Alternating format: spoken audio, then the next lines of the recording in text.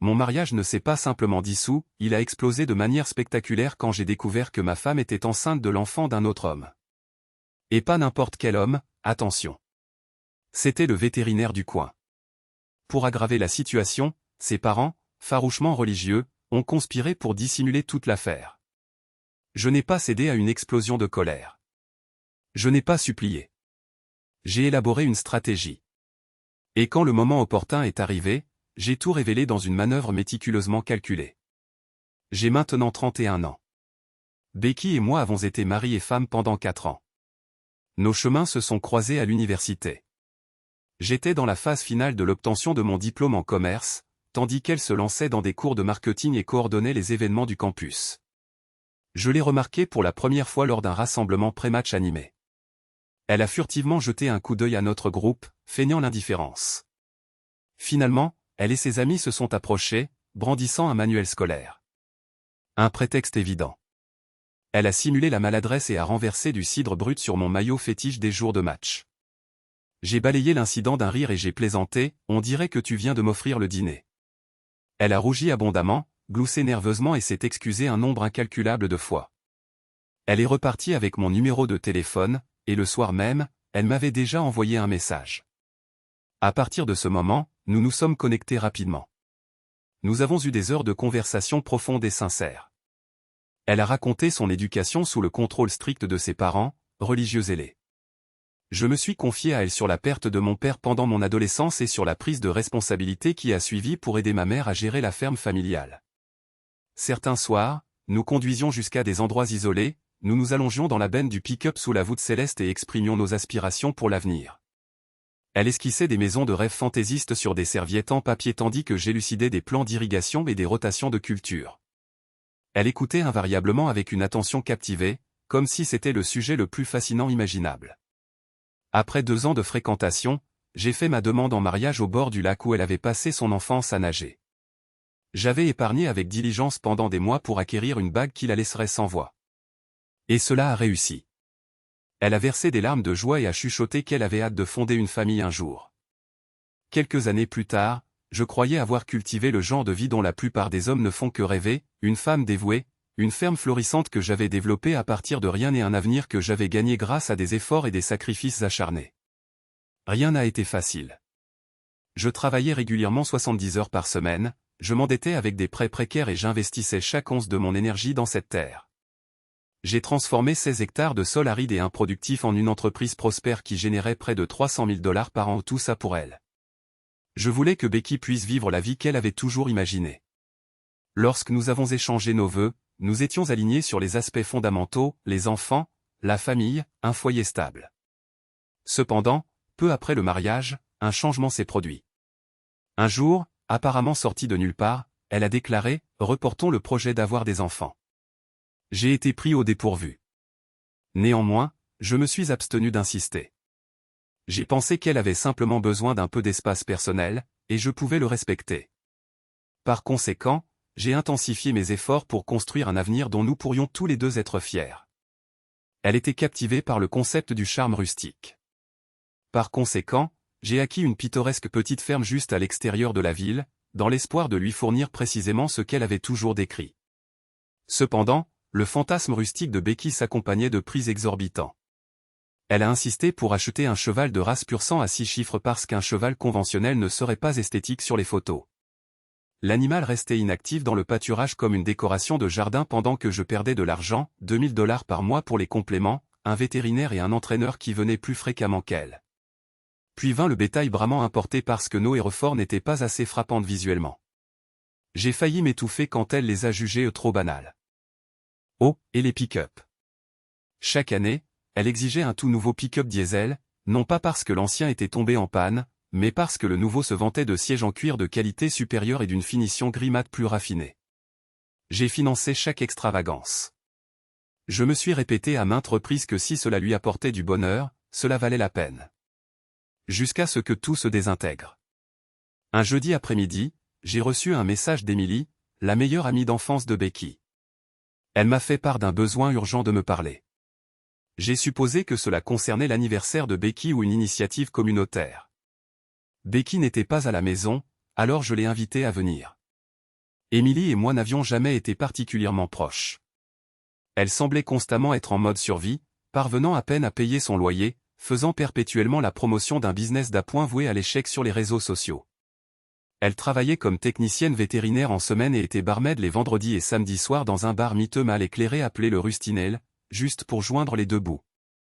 Dernièrement, elle s'était répandue sur l'idée de lancer une marque d'aliments biologiques pour animaux de compagnie, affirmant que la nourriture conventionnelle était de qualité inférieure et que son mélange fait maison avait soulagé les maux de son chat.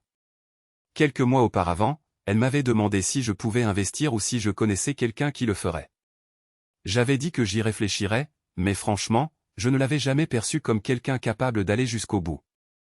Elle avait de grandes idées, mais manquait de la capacité de les concrétiser.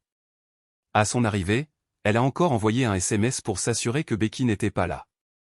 Elle est entrée avec une nervosité palpable, comme si elle avait répété ce qu'elle allait dire. « Tu veux quelque chose à boire ?» ai-je demandé, essayant de maintenir une atmosphère détendue. « Non, ça ne prendra qu'un instant », a-t-elle répondu, évitant mon regard. Elle a sorti un épais dossier de son sac fourre-tout, l'a posé sur la table et a déclaré « Tu mérites de connaître la vérité ». J'ai supposé que c'était un argumentaire ou une demande de prêt, mais quand je l'ai ouvert, mon monde a commencé à s'effondrer. À l'intérieur se trouvait un trésor de trahison, des captures d'écran, des photographies, des données GPS, des vidéos horodatées, des reçus. Becky avait une liaison avec le docteur Jason Cooper, le charmant vétérinaire de la ville, le même individu qui m'avait facturé $5000 l'année précédente pour soigner la colique de notre cheval et qui nous avait envoyé une carte de Noël le mettant en scène avec sa femme parfaite, Cathy, et leur Golden Retriever en pulls assortis. Cathy, soit dit en passant, donne le catéchisme du dimanche et préside le conseil de bienfaisance de l'Église. Tout ce que j'ai pu articuler, c'était « Tu te fous de moi », là, en tournant page après page. Il y avait plus de 70 pages dans ce dossier. Émilie avait méticuleusement organisé chaque chose par date, chaque section étant signalée par des notes à code couleur. C'était glaçant de voir à quel point c'était exhaustif. Les photographies n'étaient pas simplement suggestives, elles étaient explicites. Les horodatages indiquaient leur présence dans les halls d'hôtel lorsque Becky était censée assister à la vente de gâteaux de sa mère à l'église. Il y avait même des images de vidéosurveillance de ma propre cour avant montrant le camion de Jason se garant dans l'allée moins d'une demi-heure après mon départ pour un voyage d'affaires dans le Nebraska. 2 jours plus tard, ils sont sortis de la maison comme un couple en vacances, se tenant la main et s'embrassant près du haillon de son camion. Il y avait des journaux de messages documentant des centaines de conversations entre deux, remontant à 8 mois. J'adore quand il est de nouveau hors de la ville. Détends-toi, chérie. Il n'en a pas la moindre idée. Lire ses SMS, c'était comme recevoir un coup de pied à pleine puissance d'un de ces bovins bramant hors de prix qu'elle avait insisté pour que nous achetions. Il s'est avéré que chaque soi-disant escapade entre filles que Becky avait faite était en fait un rendez-vous avec lui. Et chaque fois que je quittais la ville pour des voyages agricoles, que ce soit pour transporter du matériel ou finaliser un accord, il transformait ma propre maison en leur nid d'amour personnel. Les images de vidéosurveillance de la maison ont confirmé que son camion avait passé la nuit chez nous au moins 11 fois pendant mon absence. Un document révélait une réservation d'hôtel à Memphis pendant un week-end où elle avait prétendu être dans une cure thermale avec Émilie et 2 autres copines. Sauf qu'il y avait une incohérence flagrante, Émilie était aux Bahamas ce week-end-là, postant un déluge de selfies de plage sur Instagram. Je me rappelais avoir fait défiler ses photos dans une station-service. Alors, qui étaient ses amis fantômes avec lesquels elle était censée voyager? Personne. Il n'y avait qu'elle et le docteur Cooper profitant d'une suite de luxe que j'avais financée sans le savoir. Mais ça ne s'est pas arrêté là. Ça a empiré. Becky était enceinte, et l'enfant n'était pas de moi. Je l'avais personnellement conduite au cabinet du médecin, pensant qu'elle était malade. Pendant ce temps, elle lui envoyait des selfies avec des légendes telles que « Ton bébé me donne des nausées aujourd'hui et j'ai hâte de mentir et de dire que c'est le sien pour qu'il arrête de me harceler pour fonder une famille. » Il y avait même un fil de discussion datant d'à accent grave peine 3 semaines. Elle, je pense que je vais devoir le lui dire bientôt. Mon ventre commence à se voir. Lui, alors, c'est quoi le plan? Elle, je vais dire que c'est le sien. Il meurt d'envie d'être père. Il sera trop excité pour faire le calcul. J'ai dû sortir après ça. Je me suis tenu au milieu de notre cour, les poings serrés, le cœur battant, luttant pour garder mon calme. Je n'arrivais pas à décider si je devais vomir ou détruire quelque chose. L'audace qu'elle avait, prévoyant de faire passer l'enfant d'un autre homme pour le mien tout en continuant probablement à avoir des rencontres clandestines avec le vrai père dans mon dos. Quand je suis rentré dans la cuisine, Émilie était toujours assise là, faisant défiler son téléphone avec désinvolture comme si elle n'avait pas juste fait exploser une bombe sur toute ma vie. « Depuis combien de temps le sais-tu » ai-je demandé. Elle a lentement posé son téléphone, répondant « J'ai commencé à reconstituer le puzzle il y a environ 6 mois. J'ai eu des preuves concrètes il y a peut-être 3 mois. J'ai mis du temps à tout rassembler. Pourquoi me le dire seulement maintenant » ai-je demandé, en plissant les yeux. C'est alors qu'elle a tout révélé. Je sais que c'est compliqué, a-t-elle admis, en évitant mon regard. Mais j'ai besoin de partir d'ici. Je veux recommencer à zéro ailleurs. Tu te souviens de cette idée de nourriture pour animaux que j'avais mentionnée? J'ai le plan prêt. J'ai juste besoin de capital de démarrage. Je l'ai fixé comme si elle avait perdu la tête. Tu es sérieuse? Tu veux que je finance ton entreprise? Elle a rapidement secoué la tête. Pas comme ça. Le truc, c'est que Becky m'a surprise à fouiller dans son téléphone il y a quelques semaines. Une soirée entre filles. Elle a laissé son téléphone déverrouillé et était en train de lui envoyer des SMS juste devant moi quand elle est allée aux toilettes. J'ai fait défiler leurs messages et pris des photos, mais elle est revenue plus tôt, m'a vu faire et a piqué une crise. Elle m'a menacé. Elle m'a dit que si je te montrais ça à toi ou à qui que ce soit d'autre, elle ruinerait ma vie. Elle a dit que son père ferait en sorte que je ne retrouve jamais de travail dans cette ville. Et elle raconte aux gens que j'ai fait des avances à Jason et qu'il m'a rejeté. Que je suis jalouse. Les gens y croient vraiment. Son rire était amer et forcé. Alors oui, je suis foutu dans tous les cas. Je me suis dit que j'allais au moins essayer de faire une chose bien avant de décamper. Je n'étais pas certain de faire entièrement confiance à son récit, mais les preuves qu'elle avait fournies étaient irréfutables. Les messages, les photographies, les chronologies où tout correspondait méticuleusement aux dates auxquelles Rebecca affirmait être ailleurs. Lorsque j'ai demandé comment elle avait obtenu toutes ces informations, elle a révélé que 2 de ses confidentes l'avaient aidée à surveiller et à recueillir des renseignements, un processus qui avait apparemment duré plusieurs mois pour être compilé. Alors, que cherches-tu exactement, ai-je demandé. Un prêt? Un investissement? Appelle ça comme tu veux, a-t-elle répondu. 50 000 $. Le marché de la nourriture naturelle pour animaux connaît une croissance explosive, a-t-elle poursuivi. J'ai tout préparé méticuleusement.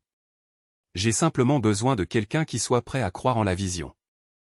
Et, remarquablement, à cet instant, je ne lui en ai pas voulu pour cette proposition. À tout le moins, elle faisait preuve de franchise, une qualité manifestement absente chez Rebecca.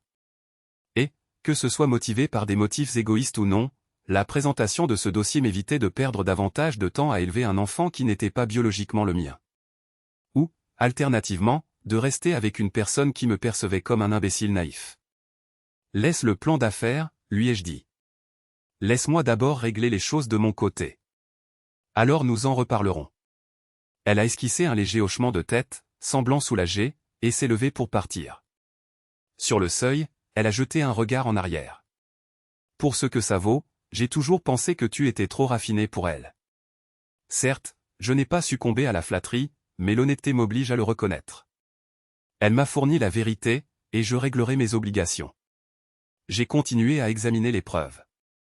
Elle se moquait de moi. Littéralement, elle se livrait à des rires clandestins à mes dépens. Il y avait de longs échanges détaillant ma naïveté, l'intensité de mon travail pendant qu'elle se prélassait dans leurs tâches ménagères. Elle plaisantait sur le fait que tout mon nouvel équipement agricole ne leur offrait que davantage d'occasions de solitude, car j'étais perpétuellement occupé par le travail. Elles ont même ridiculisé la marque du tracteur que j'avais acheté. C'est à ce moment-là que j'ai accédé à nos relevés bancaires conjoints et que j'ai entrepris une analyse croisée des dates.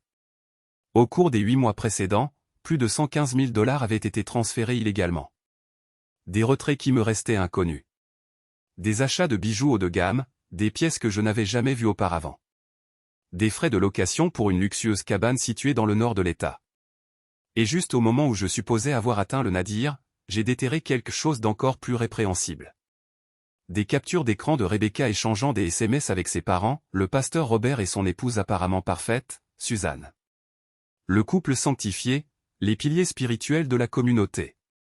Ils avaient une connaissance approfondie de la situation et ont choisi de contribuer à sa dissimulation, uniquement pour préserver leur image de saint. Le pasteur Robert n'est pas le pasteur de village typique. Il préside la première église baptiste, la congrégation la plus peuplée du comté. Plus de 500 fidèles se pressent sur les bancs chaque dimanche, principalement pour être vus plutôt que pour participer au culte. Il sillonne la région dans un escalade rutilant, propriété du ministère. Son épouse, Suzanne, supervise l'association des femmes et gère environ une demi-douzaine de comités de bienfaisance. Collectivement, ils ont consacré les 2 dernières décennies à se présenter comme des aristocrates moraux, affichant leur rectitude et censurant quiconque ne respectait pas leurs normes sacrées. Perpétuellement en train de donner des leçons sur les valeurs familiales traditionnelles, lançant des avertissements selon lesquels la société se désintégrait parce que les individus n'imitaient pas leur mode de vie. Pendant toute cette période, ils sont restés parfaitement conscients de la liaison extra-conjugale de leur fille. J'ai vu défiler message après message de Rebecca à sa mère.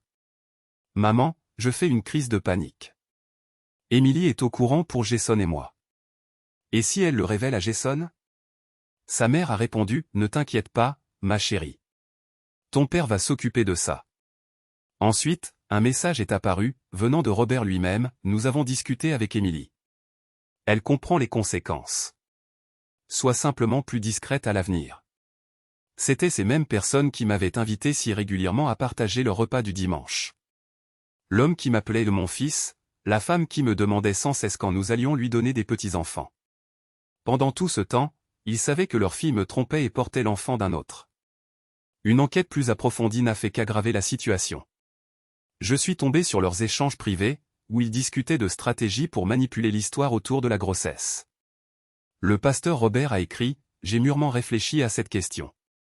Pour le moment, la meilleure solution est de le laisser croire que l'enfant est de lui. Une fois que Jason aura réglé ses propres affaires, nous pourrons envisager les prochaines étapes. Il pourrait déménager son cabinet, peut-être dans un endroit proche. Une fois que les choses se seront stabilisées, tu pourras entamer une procédure de divorce. » Prétexte des conséquences spirituelles. L'alternative menace gravement la réputation de notre famille et mon ministère. C'était là, exposé avec la précision d'une stratégie d'entreprise. On attendait de moi que je joue le rôle du mari compréhensif, que j'élève un enfant qui n'était pas biologiquement le mien, et que je sois ensuite mis au rebut une fois que Jason serait libre de tout engagement. Tout cela pour préserver la réputation immaculée de Robert. Il était difficile d'accepter que ces mêmes personnes qui avaient prié pour nous le jour de notre mariage, qui nous avaient offert une Bible avec une inscription manuscrite sur les vœux sacrés, soient les architectes de cette tromperie élaborée. Soudain, il est devenu évident pourquoi les parents de Rebecca étaient devenus si intrusifs. Des visites impromptues, des appels quotidiens pour s'enquérir de son bien-être. J'avais cru qu'il faisait simplement preuve d'implication familiale. Il s'est avéré qu'il supervisait la dissimulation. Chaque dimanche, pendant 4 ans, j'ai occupé une place au premier rang pendant que le pasteur Robert dissertait sur les vertus de l'intégrité, de la vérité et de la piété. J'ai contribué généreusement à leur fonds de construction, j'ai fait du bénévolat lors des événements de l'Église, et je les considérais non seulement comme des membres de ma famille, mais comme des guides spirituels. Et pendant toute cette période, ils se livraient à la duplicité, m'exploitant sans vergogne. Après avoir enfin terminé l'examen de toutes les preuves, je les ai replacés dans le dossier et les rangés dans mon coffre-fort. Ils croyaient m'avoir dupé, mais ils avaient sous-estimé leur adversaire. Fort des faits, je n'ai pas tardé. J'ai contacté Marcus, un avocat spécialisé dans les divorces, originaire d'un comté voisin, suffisamment éloigné pour garantir la confidentialité pour le moment. J'ai maintenu ma routine habituelle pendant 2 jours. Non seulement pour assimiler l'ensemble de la situation, mais aussi pour observer Rebecca jouer sa comédie. Chaque parole, chaque geste. On aurait dit une représentation théâtrale. Et j'ai assumé le rôle qui m'était assigné, le mari ignorant. Je suis même allé dîner chez ses parents le lendemain. Alors que nous joignions nos mains pour la prière, le pasteur Robert a imploré Dieu de bénir la nourriture et cette famille aimante. J'ai failli éclater de rire. Ce lundi matin, j'ai dit à Rebecca que je devais aller inspecter un problème d'irrigation dans le champ sud. Au lieu de cela, j'ai fait 40 miles jusqu'à un Starbucks situé dans le comté voisin et j'ai appelé Marcus depuis le parking. Il a demandé, « Avez-vous signé un contrat de mariage ?» « Non. »« Ce n'est pas grave, » a-t-il répondu. « Votre État ne respecte pas les lois sur la communauté des biens. Elle n'aura droit qu'aux biens qu'elle pourra prouver avoir contribué à acquérir. vu que ces entreprises parallèles de boutiques n'avaient jamais rapporté de bénéfices, cela représentait une somme négligeable. Et la ferme? Je l'ai acquise indépendamment, ce qui signifie qu'elle reste ma propriété. Elle se retrouverait sans maison, sans terre, ni économie. Seulement accablée de dettes et d'un enfant qui n'est pas le mien. Compte tenu de l'infidélité documentée et du litige de paternité, a expliqué Marcus, nous avons une affaire très favorable. Les juges ne tolèrent pas ce degré de tromperie. Il a détaillé les étapes suivantes. Dépôt d'ordonnance provisoire, communication de documents, divulgation financière. Il m'a demandé de rassembler des documents, des relevés bancaires, des titres de propriété, des historiques de comptes, tout ce qui prouve la propriété avant et pendant le mariage. J'ai entrepris de rassembler tout ce que je possédais, en justifiant les retraits qui correspondaient aux notes d'hôtel. J'avais même enregistré plusieurs de ces conversations téléphoniques, une pratique autorisée dans notre État où le consentement d'une seule partie suffit. Marcus était pratiquement euphorique au téléphone. Avec ce genre de preuves, elle partira avec le strict minimum. Il avait même suggéré que nous pourrions demander des dommages et intérêts pour fraude. Une fausse déclaration intentionnelle de paternité et le détournement de fonds communs pouvaient constituer un solide motif d'action en justice. Elle voulait mettre fin à la relation? Très bien.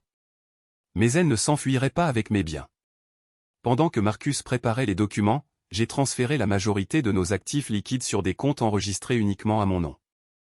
Je n'ai pas tout vidé, juste assez pour garantir que, si elle tentait quoi que ce soit en douce, il ne lui resterait que peu de ressources à saisir. Par la suite, j'ai contacté Rick, un agent immobilier spécialisé dans la vente de propriétés agricoles. Il a inspecté la propriété, examiné les documents financiers et m'a fourni une estimation de 30% supérieure à mes attentes initiales. Il s'est avéré que le développement commercial dans les environs avait fait monter les prix des terrains à des niveaux exorbitants.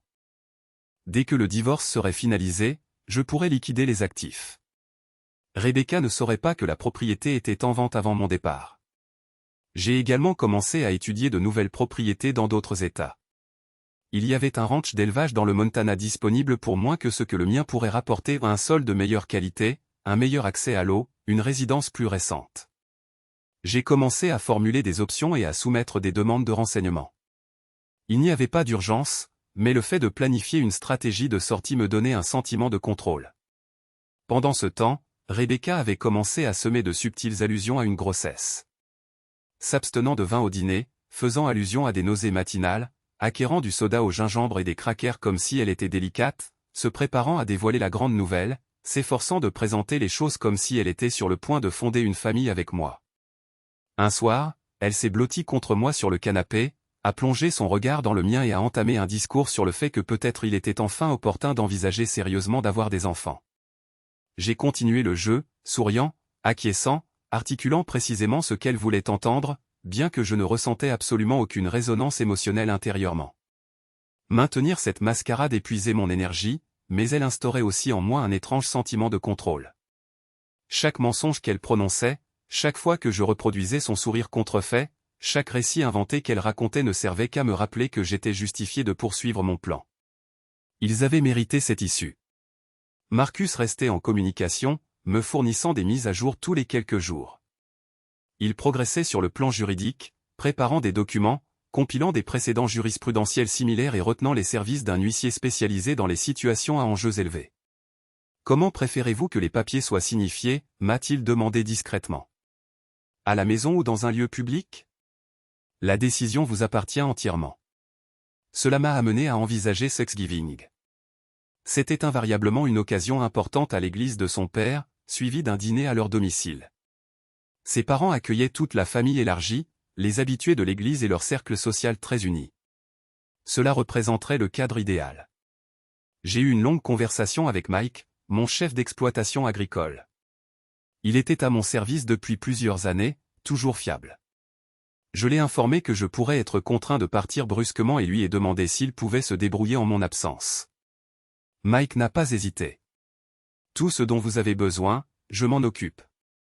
2 semaines avant les vacances, j'ai rencontré Emily dans un restaurant routier situé dans une ville voisine. Je lui ai remis une épaisse enveloppe contenant un chèque de banque de $225 000. La moitié maintenant, lui ai-je dit. Le reste après que tout se soit passé. Vous êtes toujours invité à Thanksgiving, n'est-ce pas? Elle a hoché la tête rapidement. Suzanne a appelé hier pour confirmer. J'imagine qu'ils craignent ma réaction potentielle s'ils retiraient mon invitation. Excellent. Garder son calme est essentiel, une arrivée précoce est primordiale. Elle a de nouveau hoché la tête. Jason et Cathy seront également présents. Suzanne a envoyé l'invitation il y a plusieurs semaines. Encore plus avantageux. Le vétérinaire et son épouse sous le même toit. Cela rendait la situation parfaite. Tout le monde d'important, réuni en un seul lieu. 2 jours avant Thanksgiving, je passais du temps dans le garage de Tom pendant qu'il bricolait sa Harley. Nous étions amis depuis nos années de collège. Il était le seul à qui je m'étais confié. Pourquoi ne pas simplement lui présenter les documents à votre domicile et passer à autre chose, m'a-t-il demandé. Toute cette mise en scène me semble excessive. Il ne s'agit pas de théâtre, ai-je rétorqué. Il s'agit de leur faire comprendre qu'il y a des conséquences. Ils piétinent les gens depuis des années sans jamais rendre de compte. Cela prend fin maintenant. Tom a lentement secoué la tête. Très bien, mais ne me demande pas de t'aider à dissimuler les preuves. J'ai ri. Aucun mort. Juste une remise en question publique qui n'a que trop tardé. Pendant le trajet du retour, j'ai ressenti un sentiment de tranquillité inhabituel. Tous les éléments étaient alignés. Les aspects légaux avaient été réglés. L'huissier était assuré. Dans 2 jours à peine, Becky et sa famille en apparence si parfaite comprendraient que leur petit manège avait une imperfection majeure. Ils avaient sous-estimé mes capacités. Je n'étais pas une délicate citadine destinée à s'effondrer sous la pression. J'ai grandi en voyant des récoltes ruinées, des veaux mourir, des machines tomber en panne en pleine moisson, et quand la vie agricole déraille, on ne se contente pas de se lamenter et de se morfondre. On rectifie le tir et on persévère. C'est précisément ce que j'avais l'intention de faire. Le temps de la rétribution était venu. Thanksgiving, dans notre ville, dépassait le simple statut de fête. C'était une véritable production à la première église baptiste. C'était presque une deuxième célébration de Noël. Le pasteur Robert présidait une messe grandiose dans un sanctuaire orné de spades de maïs et de bottes de foin. Toutes les personnes en vue s'assuraient d'être bien visibles. Ensuite, un petit nombre trié sur le volet était invité chez lui pour un grand festin. Imaginez 30 ou 40 personnes entassées dans la salle à manger et le salon. Suzanne passait des jours à simuler la préparation de tout, alors que la majeure partie provenait d'un traiteur haut de gamme situé en ville. La liste des invités restait invariablement la même. Les anciens de l'église, les principaux donateurs, les membres de la famille et, de temps en temps, une personne que l'on préparait à exercer une influence. Chaque année, nous arrivions en avance pour aider aux préparatifs. Cela impliquait que je transporte des chaises et des tables pendant que Becky et sa mère papotaient dans la cuisine. Le pasteur Robert finissait par découper la dinde avec une cérémonie exagérée, suivie d'une prière qui aurait tout aussi bien pu être un sermon. 3 jours auparavant, j'avais confirmé tous les arrangements avec Marcus, il avait imprimé et organisé les documents. Un jeu pour Becky, un autre pour ses parents, avec des copies de sauvegarde prévues en cas d'imprévu. Tous étaient scellés dans des enveloppes étiquetées. L'huissier, Derek, devait arriver à 14 heures, précisément au moment où tout le monde serait assis pour le repas. J'ai téléphoné à Emily pour valider sa participation. Tout le monde suppose encore que je serai là, m'a-t-elle dit. Suzanne a téléphoné hier pour finaliser le nombre de convives. Elle m'a dit d'arriver à 13h30. Bien. Agis simplement comme si de rien n'était et garde ton téléphone portable chargé. Penses-tu que je devrais faire quelque chose de particulier? Non. Mais crois-moi, tu auras envie de filmer ça.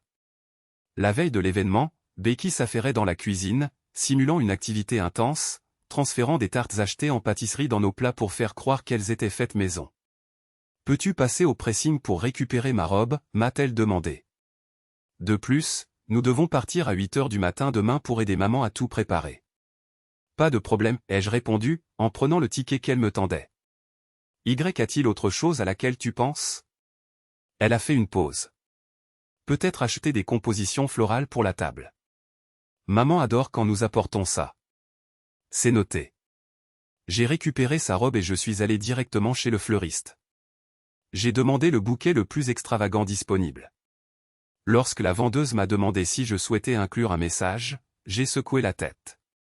Pas besoin. Les fleurs transmettront le message. Ce soir-là, j'ai préparé un petit sac contenant quelques vêtements de rechange et une liasse de billets, que j'ai caché sous le siège de mon pick-up. J'avais réservé une chambre de motel située à 1 heure de la ville. Le sommeil s'est avéré insaisissable. J'avais l'impression d'être la veille de Noël quand j'étais enfant, sauf qu'au lieu de cadeaux, j'étais sur le point de faire exploser une bombe métaphorique sur ma femme infidèle et ses parents moralisateurs. Le matin de Thanksgiving, je me suis levé tôt et j'ai enfilé mon plus beau costume, celui que je réserve pour les funérailles et les mariages. Cela me semblait approprié. Becky a passé plus de temps que d'habitude à se maquiller, à se friser les cheveux et à se glisser dans une nouvelle robe qui accentuait la légère protubérance qu'elle supposait que je n'avais pas remarquée. Le service religieux de Thanksgiving s'est déroulé exactement comme prévu. Une assistance débordante, debout seulement, près de 600 personnes entassées dans les bancs. Le pasteur Robert s'est lancé dans son message habituel de vacances sur la gratitude et la famille, me regardant à plusieurs reprises en prêchant sur la dévotion conjugale et les liens sacrés de confiance entre les époux. J'ai failli me mordre la joue, tant je luttais pour réprimer un rire. Dieu voit au-delà des apparences superficielles, tonate-t-il. Il connaît nos pensées, nos cœurs. Rien ne se cache de sa vérité. S'ensuivit ensuite le rituel du conciliabule dans le hall, les étreintes sans conséquence, les conversations insignifiantes et les poignées de main convenues. Le pasteur Robert se fraya un chemin à travers la foule, comme en campagne électorale, serrant les mains de chaque donateur important et de chaque pilier de la congrégation. Suzanne s'affairait, distribuant des programmes supplémentaires, rappelant aux invités triés sur le volet la gabe d'après-office. J'ai remarqué Émilie près du buffet, le regard rivé sur son appareil mobile. Elle leva les yeux et esquissa un hochement de tête, une confirmation silencieuse. Les invités ont commencé à arriver à la résidence Johnson peu après 13 heures, la liste habituelle des dignitaires de l'église et de leurs conjoints, le frère de Becky et sa famille, son opulente grand-mère du complexe de retraite, et les cousins habituels. Les nouveaux venus cette année comprenaient un médecin et son épouse récemment installés, ainsi qu'un promoteur immobilier dont la rumeur disait qu'il ferait don d'une parcelle de terrain pour un centre de jeunesse. Vers 13h45, les lieux étaient bondés. Les gens sirotaient du soda et du cidre pétillant, car les baptistes fervents ne consomment de l'alcool qu'en privé. Je vérifiais sans cesse mon appareil mobile pour voir si Derek m'avait envoyé un texto. À 13h55, il est arrivé, en position. 5 minutes. J'ai inspiré profondément et j'ai commencé à orienter les gens vers la salle à manger. Le pasteur Robert aimerait commencer. Veuillez trouver vos marque-places. Becky était assise à côté de moi, visiblement mal à l'aise. Je soupçonnais qu'elle se préparait à annoncer sa grossesse. Pendant le repas, le moment serait providentiel. Son père s'avança en bout de table. Avant de déguster ce somptueux repas, commença-t-il, j'aimerais exprimer quelques sentiments sincères de gratitude. C'est précisément à ce moment que la sonnette retentit. Suzanne se leva à moitié. Je vais répondre. Pas besoin, affirma le pasteur Robert, la faisant se rasseoir d'un geste de la main. C'est probablement quelqu'un qui arrive en retard. Il se dirigea vers la porte, toujours avec son tablier attaché. Je l'ai entendu dire, je suis désolé. Nous avons déjà commencé à dîner. Puis Derek, d'une voix calme et officielle, je suis ici pour Rebecca Mitchell. Une longue pause. Puis le pasteur Robert, raide et mal à l'aise, appela dans la pièce, Becky, quelqu'un est là pour te voir. Toutes les têtes se tournèrent. Becky se leva lentement, incertaine. Elle se dirigea vers l'entrée, où son père se tenait immobile. Derek lui tendit une épaisse enveloppe. Et celle-ci est pour aimer Madame Johnson, ajouta-t-il, tendant 2 autres enveloppes. Vous avez officiellement été assigné. Profitez bien du reste de vos vacances. Becky resta là, comme frappée par la foudre. Le pasteur Robert avait l'air de croire que les murs s'effondraient. Je me suis adossé à ma chaise, l'expression impassible. Pas de cris, pas de scène dramatique. Juste une vérité indéniable. Elle tâtonna avec l'enveloppe, les yeux grands ouverts, et se tourna vers moi. « Qu'est-ce que c'est que ça » murmura-t-elle, le visage pâle, puis rougeoyant. En termes juridiques, déclarai-je, assez fort pour que toute la salle entende, c'est une requête en divorce. Incluant des pièces justificatives prouvant l'infidélité, la paternité, la tromperie et l'entente frauduleuse. Des exemplaires supplémentaires sont fournis à vos parents.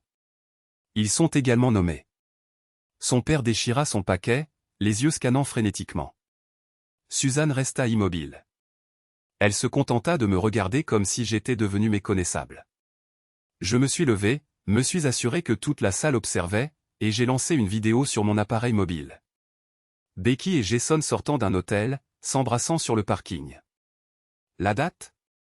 2 mois auparavant, quand elle prétendait être à Cincinnati pour un sommet marketing. J'ai 6 heures de cela, ai-je déclaré, en faisant pivoter le téléphone pour que les invités proches puissent voir. Plus l'intégralité des échanges de messages et les relevés financiers. Et je demanderai un test ADN pour cet enfant qu'elle porte. Il n'est pas de moi. C'est alors que Cathy se leva d'un bond. Excusez-moi. Quel bébé? Jason. De quoi parle-t-il? Jason avait l'air physiquement malade.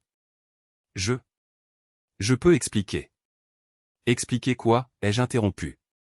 Que tu te caches pour voir ma femme. Que le bébé est de toi. Que votre petite aventure a bénéficié de l'aide de sa famille.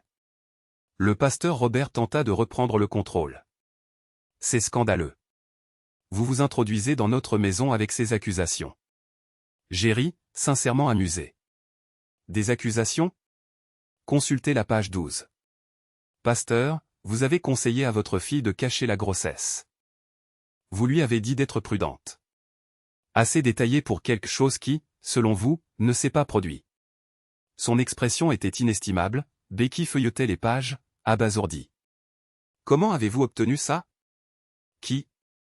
Puis ses yeux se posèrent sur Emily, qui enregistrait en continu avec son appareil mobile. Toi. C'est toi qui as fait ça? Emily haussa les épaules, l'expression neutre. On dirait que tes menaces ne m'ont finalement pas intimidé. Cathy tenait désormais l'enveloppe de Jason à la main, les larmes ruisselant sur son visage. 6 mois, murmura-t-elle. Tu fais ça depuis 6 mois. Elle se tourna vers Becky, qui refusait de lever la tête. D'autres invités commencèrent à se sentir mal à l'aise, certains se dirigeant déjà vers la sortie. Je laissai passer un instant, puis me lever. Joyeuse action de grâce, tout le monde. Becky, je vous souhaiterais, à toi et à ton enfant, le meilleur, mais je mentirais. Et au reste d'entre vous, peut-être que la prochaine fois, ne mentez pas pour des individus qui ne le méritent pas. Surtout toi, pasteur. N'est-ce pas l'un de tes 10 commandements de ne pas porter de faux témoignages? Je me tournai et sortis. Sans jamais me retourner. Je n'en avais pas besoin.